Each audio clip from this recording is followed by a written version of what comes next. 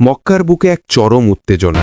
পুরো শহর তন্ন তন্ন করে খুঁজছে এক ব্যক্তিকে যার জীবন বিপন্ন। কেন তিনি হঠাৎ করে উধাও হয়ে গেলেন? কেউ জানে না তিনি কোথায়। শহরের প্রতিটি প্রবেশপথ বন্ধ। ৩ দিন ধরে মক্কার সবচেয়ে সম্মানিত নেতা ছিলেন নিখোঁজ। কেন বিশ্বনবী হজরত মোহাম্মদ সাল্লাল্লাহু আলাইহি ওয়াসাল্লাম তার জীবনের সবচেয়ে ঝুঁকিপূর্ণ মুহূর্তে লোকচক্ষুর আড়ালে ছিলেন? তিনি কি শত্রুদের হাত থেকে বাঁচতে পালিয়েছিলেন, নাকি এর পেছনে লুকিয়েছিল আল্লাহর এক বিশাল পরিকল্পনা? আজ উডহাট মায়া উন্মোচন করবে ইতিহাসের সেই চরম মুহূর্তের রহস্য। নবীজি সাল্লাল্লাহু আলাইহি ওয়াসাল্লাম এর হিজরতকালে সাউর গুহায় সেই ৩টি দিন ও রাত কেন এত গুরুত্বপূর্ণ ছিল? সময়টা ছিল নবুয়তের ১৩তম বছর। মক্কার কুরাইশরা তখন রাসূলুল্লাহ সাল্লাল্লাহু আলাইহি ওয়াসাল্লামের বিরুদ্ধে চরম ক্ষিপ্ত। ইসলাম প্রচারের কারণে তারা রাসূল সাল্লাল্লাহু আলাইহি ওয়াসাল্লামকে হত্যা করার চূড়ান্ত সিদ্ধান্ত নিল। তারা বিভিন্ন গোত্রের শক্তিশালী যুবকদের একত্রিত করল, যাতে হত্যার দায় কোনো এক গোত্রের ওপর না পড়ে। কিন্তু আল্লাহ ছিলেন তার রাসূলের সাথে। রাসূল আল্লাহর নির্দেশে জানতে পারলেন এই ষড়যন্ত্রের কথা। সেই রাতেই তিনি তার প্রিয় সাথী হজরত আলী রাদিয়াল্লাহু আনহুকে নিজের বিছানায় শুইয়ে দিয়ে শত্রুদের চোখের সামনে দিয়েই বেরিয়ে এলেন। এটি ছিল এক অসম্ভব যাত্রা। রাসূল জানতেন মক্কা থেকে সোজা মদিনার পথ নিরাপদ নয়, তাই সবার চোখে ধুলো দিতে বিপরীত দিকে মক্কার দক্ষিণে অবস্থিত সাওর পর্বতের গুহার দিকে যাত্রা করলেন।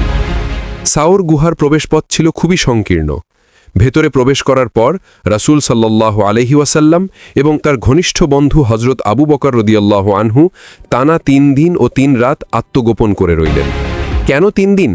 কারণ শত্রুদের অনুসন্ধান থামতে এবং মদিনার পথে যাত্রার প্রস্তুতি নিতে এই সময়টা জরুরি ছিল। এই ৩ দিন তাদের নিরাপত্তা ছিল এক অলৌকিক রহস্যে ঘেরা। কুরাইশরা যখন গুহার মুখে পৌঁছাল, তখন আবু বকর রাদিয়াল্লাহু আনহু ভয়ে কেঁপে উঠেছিলেন, কারণ যদি তারা সামান্য ঝুঁকে গুহার ভেতরে তাকাত তবেই তাদের দেখতে পেত। আবু বকর রাদিয়াল্লাহু আনহু নবীজিকে বললেন, ইয়া রাসূলুল্লাহ, যদি তারা পায়ের দিকে তাকায় তবে আমাদের দেখে ফেলবে। তখন রাসূল সেই ঐতিহাসিক ঈমানি কথাটা বলেছিলেন, ভয় পেও না আবু বকর, আমাদের সাথে তৃতীয়জন হিসেবে স্বয়ং আল্লাহ আছেন। এবং সত্যিই আল্লাহর সাহায্য এসেছিল। গুহার মুখে মাকড়সা জাল বুনে দিয়েছিল এবং একটি বন্য কবুতর সেখানে ডিম পেড়ে বসেছিল।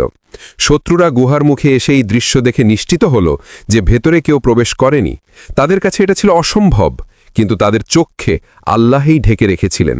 আল্লাহ তার বান্দাকে সাহায্য করতে মাকড়সা বা কবুতরের মতো তুচ্ছ সৃষ্টিকেও ব্যবহার করতে পারেন। এই ৩ দিন ছিল শুধু সময়ের ব্যবধান নয়, এটি ছিল ঈমানের এক কঠিন পরীক্ষা। নবীজি নিখোঁজ ছিলেন, কিন্তু আসলে তিনি ছিলেন আল্লাহর প্রত্যক্ষ নিরাপত্তায়। এটিই সেই ঘটনা যা ইতিহাসে হিজরত নামে অমর হয়ে আছে এবং যা প্রমাণ করে আপনি যত বড় বিপদেই থাকুন না কেন, আপনার সাথে যদি আল্লাহ থাকেন তবে কোনো শক্তি আপনাকে স্পর্শ করতে পারবে না। সুবহান আল্লাহ!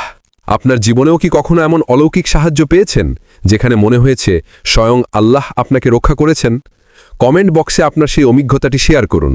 এমন আরও ঐতিহাসিক ও রহস্যময় ইসলামিক গল্প দেখতে এখনই উদ্ঘাট মায়া চ্যানেলটি সাবস্ক্রাইব করুন এবং বেল আইকনটি ক্লিক করুন। আল্লাহ আমাদের সবাইকে তার হেফাজতে রাখুন। আমিন।